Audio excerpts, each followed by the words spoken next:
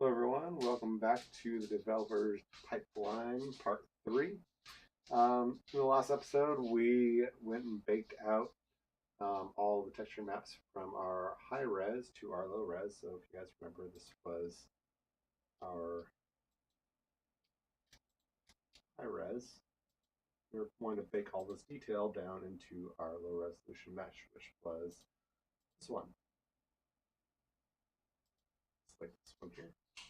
Sorry about all the clickety clacking in the background. My dog is neurotic right now and just pacing around. Anyways, moving on. So what we can do inside of Maya, without a lot of extra node plugging in for all the different displacement maps and all that, we can do a simple bump map and bring it in the normal map and see how this thing looks on our low resolution model. So underneath, including your model on the right side here, you have the attribute editor. On the far right tab is the shader that is attached to our low resolution object. That is this area right in here. And the bump mapping is the channel we are after. So we're going to click on this little checker node on the side here. This will open up our create shading node options. And the one we want is files. Click on that and it'll give us our file and bump 2D, 3D.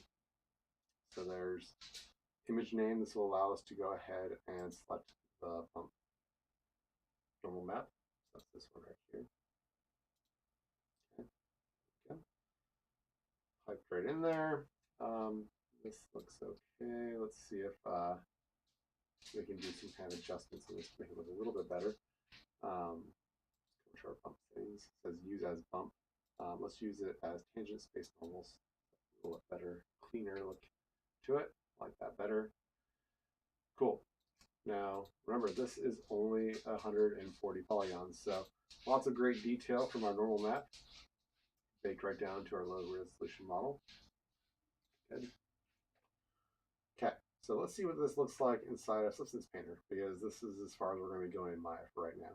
So we're going to go ahead and shrink this down and pop open Substance Painter. So let's go ahead and import our low resolution model now into Substance Painter. Okay, so we're going to go to New, and we're going to go to Select Mesh. We're going to go to Low, Open, and hit OK. Okay, so there's our low resolution mesh. Now we need to bring in our texture maps to be a part of this project so we can see what those maps we baked out from XNormal look like. So we're going to go to File, we're going to go to Import Resources, and we're going to go to Add Resources. And here we go. We're going to import XNormal maps, and we're going to take in the thickness, occlusion, normal, height, curvature, cavity. We don't need this base texture thing. We're going to hit open. And then we're going to have to define these things right now. We're going to go from undefined to texture. We're just going to make them all texture. And really all this is doing is just saying, where do I want this to be in the project? It's going to be underneath the texture part. There we go. And then where it says import your resources to, we're going to go ahead and say just the current session for now, because this project is specific for these texture maps. I don't want them on every project I'm working on. So I'm going to go to import. Okay, so let's bring them in. Okay, there they are. Good. So now over here, I'm going to change the tab where it says layers. I'm going to turn this over to texture settings. Okay, and then I'm going to scroll this down a little bit lower. This is usually where you go to bake your textures, right? So see bake mesh maps. It has all these tabs here that aren't currently filled with anything because we haven't baked any textures inside of Substance Painter yet. But we use XNormal to do that because XNormal does a better job at baking. So we can now just go ahead and drag from here. We're going to drag this right up into where our normal map is. Just let that go. And already it's looking better. From here, I'll go ahead and bring the rest of them in. So I got my occlusion. I'm going to bring that over to where it says select ambient occlusion map. Go ahead and drop that one in. There we go. Even better. Okay, and this green one, that is your curvature map. So we'll go ahead and drop that right there. Okay, and let's see what else we got. Thickness. We have a thickness map we baked out. So right here. I dog does not want to lay down. He just wants to walk around the halls and make a lot of noise in the background. Okay. Let's see here. So the maps we haven't baked out yet is select position map. We have an ID map. We don't have one of those yet, but we'll get to that here soon. And we don't have a normal map for the world space. Okay, so let's go ahead and jump in here. We're going to go to Bake Mesh Maps. And we're going to uncheck the ones we currently already have. So we have normals. Go ahead and undo that one. We don't have an ID map yet, so we're not going to try baking that. We don't have an ambient occlusion, or we have ambient occlusion up here, so we don't need it baked. We don't need the curvature baked. We do need position done. And we have our own thickness map, so we don't need that. We most likely don't need a high poly reference to create these two, but I'm going to bring mine in anyways, just because I have it. So I'm going to go ahead and say, use my canister high. There we go. And use that for my high resolution bake. I'm going to leave these settings alone. The max and the front and rear. That's another reason why I like to use X normals, because it has a calculator built into it that allows us to know a good front and rear distance to be able to use the ray casting. Okay, so we are ready to go ahead and bake these guys. We're going to say bake. It's going to bake off the two maps. So there's our world space normals that I wanted, and there is my position. Okay, good. So now we're only needing our ID map. And this is really important. We need this to be able to use the smart materials with our texture, or with our canister here. So how do we create a normal or an ID map? Well, there's a couple different ways of doing it. You can create an ID based off of,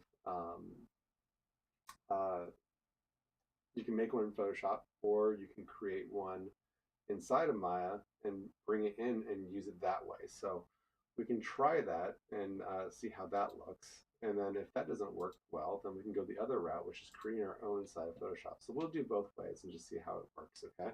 Just so you guys have two different new skills to put inside your tool bag. Okay, so let's unisolate this one. We're going to isolate this one all by itself. Okay, so how do you make an ID out of this high resolution object? If you've never done this before, it's a little bit of an interesting concept, but it's really not all that complicated. All you really need to do is select the pieces here that you want. And as I'm doing this, I'm realizing this actually, for this case, won't actually work. And the reason why is because these don't actually have UVs. This is baked into a texture map. So we actually do have to use Photoshop. What you would do if you were dealing with these as all individual objects is you would go, let me just kind of go through this really quickly anyways, even though we're not going this route, but just so you guys know how to do it in case you want to at a later date. I'll just go over to my Evershade over here. Okay, there it is. I'll just create a few different tones. And unlike the way that they want you to do it inside of the Substance Painter tutorials, they want you to bring in each material as its own, so each one gets its own map pack. That doesn't work really well for video games. Having it to where there's 5 different map packs for each object makes it to where there's tons of draw calls because you're using tons of shaders for each object. And with tons of objects in your scene, it makes it to where it just drags your computer's processing power down. So you want to make it to where it's using just one set of maps per object if possible. So that's what we're going to do here. We're only going to have it bring in one texture set. So anyways, the way the ID maps work is that one specific color is going to be one material. Okay, so for metal or plastic or wood or whatever you're going to use. So we're just going to take this one here. I'm going to go over to the color attribute over here. I'm going to pick this one because the bright colors work the best for the IDs. I'm going to go over here. I'm going to say This one's going to be that one. This one's going to be yellow. And this one's going to be green. This one's going to be teal.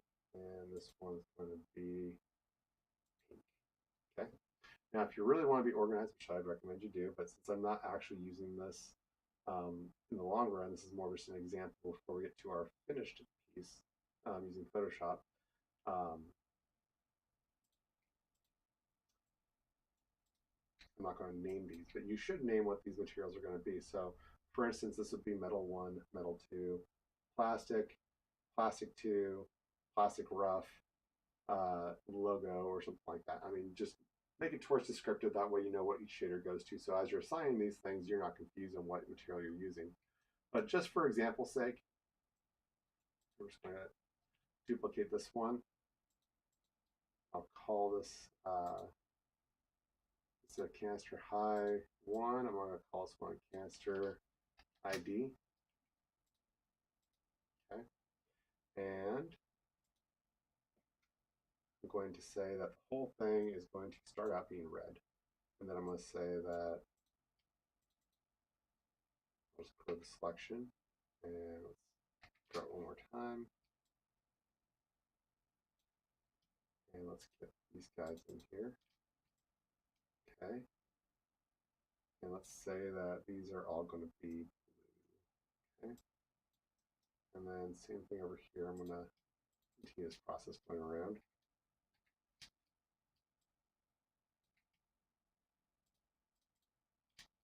Blue.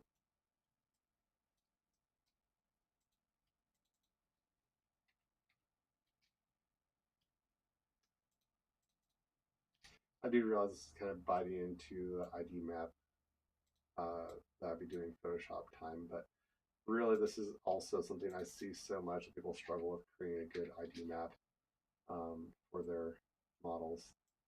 That's really good to have this shown to you guys maybe multiple times. Here we go, it's just so you guys can see. Now this should be done. And this one's a little more interesting. This one has this bit over here. Oops.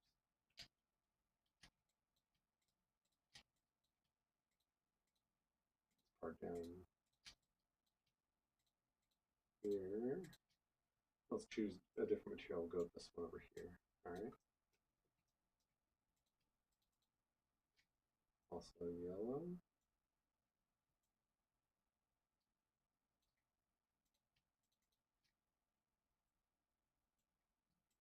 Okay.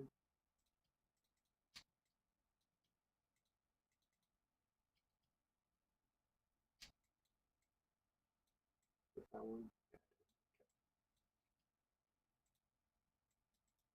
Ah, dang it. Ah. Not willing to let me have it. Okay, fine. I'll sign it. And then I will set that one face there. Double click that. Give me the whole loop. There we go. Now I can put it on there.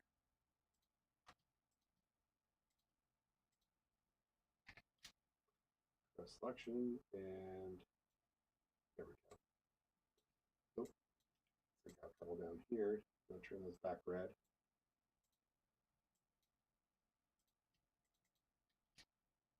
Okay. If you've never done an ID map before, this is, I've had lots of students that are just like, this does not make a lot of sense to them as far as why they're doing this. But after you go through the whole process, it starts to make sense. That basically what's going to happen is these shaders are going to bake down into the texture map. And it'll say, okay, pick this color, and all the texture goes onto that color. So it seems kind of silly. It looks very silly when you're making it. But the end product is very quick. It allows you to texture things very fast when you have this done properly. The only downside of doing this specific method, and sometimes even doing this, you'll still have to go back to Photoshop or change how some of these objects are connected, is that there'll be some, it's kind of like overspray from like a paint gun. not really literally a paint gun, but the ray cast basically will take the influence from one object and sometimes let it bleed over onto another, which usually isn't what you want. And then you have to go back and in Photoshop and either paint it away, or you have to go in here and extract it and move it apart. So when it, the next time you render out the map, it doesn't overspray onto the undesired object. There we go. Set back red. Okay. This part here, we'll make this one pink.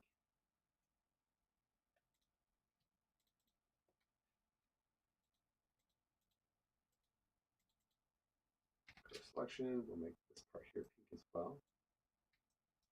Okay.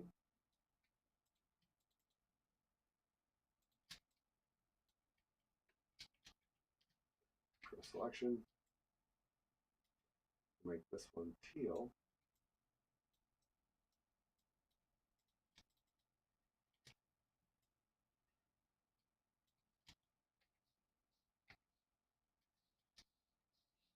Make that all teal. And let's make this last bit here. Let's go with green rather than green yet. Okay. This down here should also be green. How about that? Green. And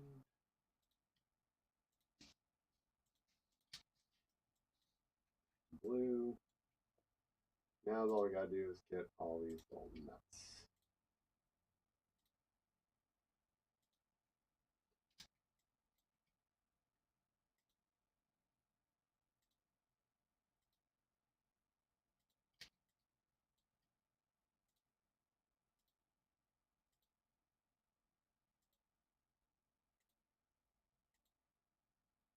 I could just leave them all red, I suppose. That would be a lot less work.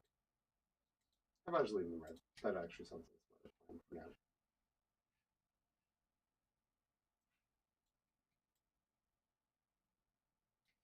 Okay. So this would be an ID mesh, which you could bring in there. You go File, Export. Nope, not Export All. Export Selection, and I'll just call this one Canister ID. Export Selection, and then I go back to Substance Painter, and I would go over here and say Fake Mesh Maps. Now I would only leave the ID, and this is presuming that, like, this would work, but I don't think that it will because we are using a low resolution mesh. But just saying that, okay, what if it did work? You would just bring in here, go over here and say Canister ID. Now, what I'm saying, like, this is what you would do is if you had a bunch of objects, you weren't using X normal maps. So there's different situations and this would be appropriate. Okay, let's clear these out. There we go. Go to open, and then I'd say bake from texture, and it would go through and bake it out. But as you can see, it's black because it doesn't have any actual UVs, so that is the reason why that doesn't work. But if it did have UVs, and this was, that's the reason why I'm saying that for we baked out our X normal maps for our low resolution map, that these textures here are for a low resolution object, which is what these things are all baked onto. So using an ID map like I just imported, this only works if we have a bunch of low resolution objects that are all sharing the same UV space. Since they're not, this wouldn't work. But that's why we use Photoshop as the workaround. So in Photoshop, we come over here. I already opened up our Photoshop. I'm sorry, I already opened up my, this is my height map, I believe. Yeah, it says height right there. Okay, good. So what I need to do is I need to create colors over the top here that will basically be my ID map. Now this is a very slow, time-consuming process. And there's no fast way around it really. And really rushing isn't um, going to get you where you want to be. So be patient here. I'm going to go ahead and jump in, just kind of start. I'm not going to go and give you guys the 1-2 on how to use Photoshop either. All these tools, I'm presuming you guys know at least at an introductory level. So um, I'll just go ahead and jump in. The first thing I want to focus on is we'll do this one here first. I'm going to go ahead and create um, a texture that's going to be um, the bottom of my barrel, because that's what this UV shell part is. That's the bottom of it. So I'll just go ahead and create myself a new layer to begin with. Create a new layer. And just so you guys know, I did already go through this. So this is going to be what the end result will look like. But we're going to go ahead and walk through this together. And if you guys want to not listen to me and just maybe put it on 4 times speed, that's totally fine. I'm just going to probably not talk a lot and just go ahead and work through it so you guys can see my process. If you have questions about the process, go ahead and leave a comment and I will answer them the best I can. Okay, so I'm just going to start. Go ahead and call this one canister base. Okay. And I want this to be over the top. And I want it on. And I'm going to pick clips. Hold down shift. Just left mouse button drag. Okay. Make sure it covers the whole thing. Better that covers the whole thing than only part of it, because otherwise the texture won't cover all of it. So let's see here. I'm going to do Control T, make sure that's a smidge bigger. And I'll just move it where it's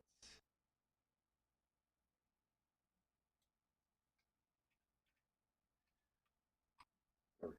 That's close enough. All right, and then I also need it to be the bright colors like we talked about earlier. So I'm going to change the fill color. I'm going to double click on it and I'll go to color overlay. And yeah, blue's fine. We're just going to leave it at that. If I want to pick different, I can just go to resin blend mode, go to the color, pick the color that I want. But blue is a good one to start with, so just go ahead and leave that be. Okay. All right, so next one is going to be this guy here. So I'm going to go ahead and do the same exact thing I did before, which is I'm just going to go back to my tool here. I'm going to create another one. And I'm going to hold down shift again, and I'm just going to left mouse button drag. And I'm going to make sure that the whole thing here is covered. Okay.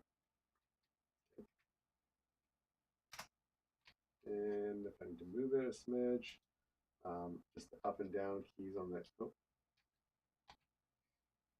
there we go.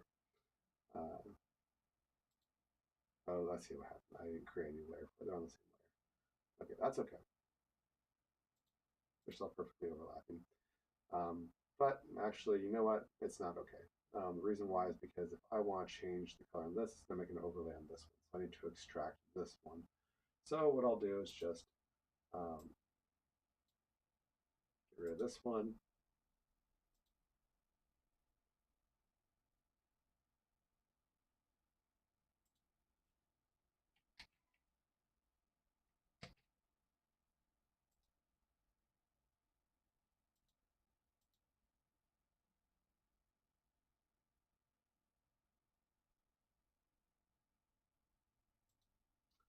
Not letting me get rid of it. Okay, fine. Then I will erase it. Oh, I see. That hasn't been rasterized. Okay, now I can cut it.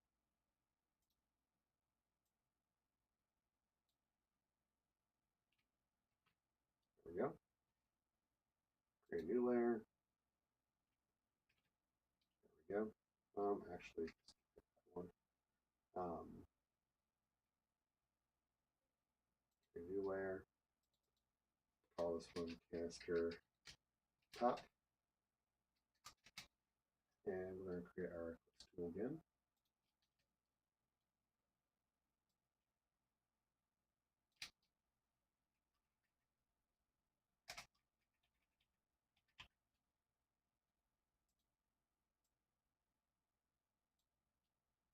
There we go. Make sure it's not overlapping at all.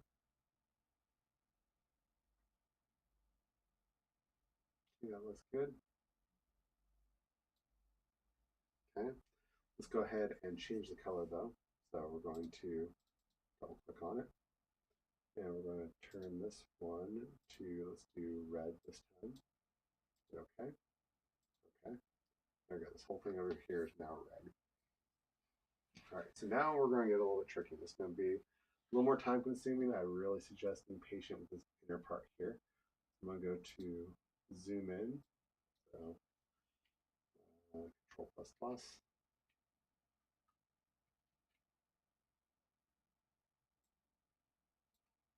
Okay. I'm going to duplicate this layer. I'm going to call this one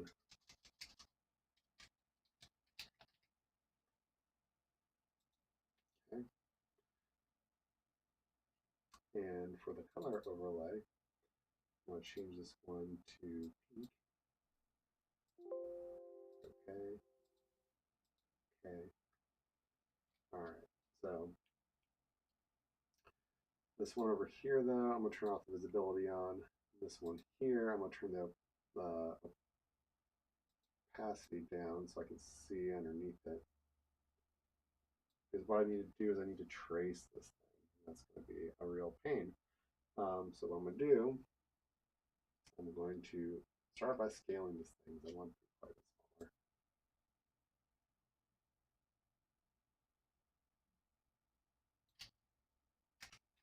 Let's just move that up. I'm just using the arrow keys at this point.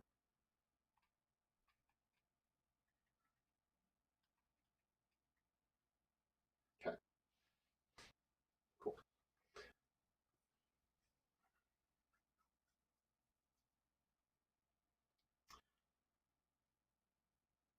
So now I'm going to cut away the area on the outside here. So I'm going to go to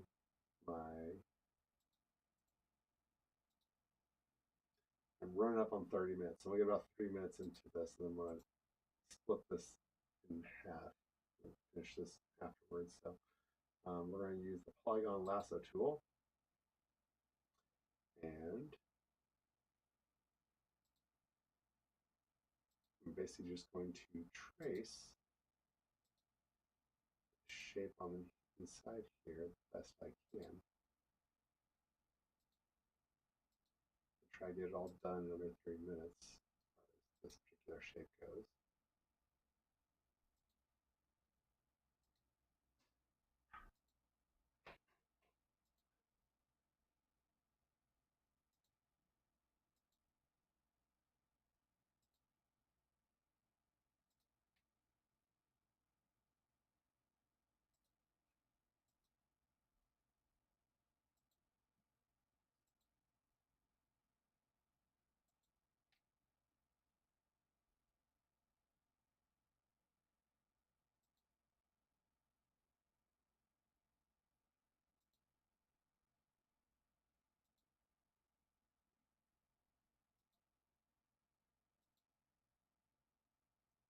It's better to be a little bit on the outside than a little bit on the inside, because these are all using a bump in the height map. So if you're on the inside, that means that it's raising up, but it has no texture to tell you that that's a different object. So if it's on the outside, it'll look a little bit like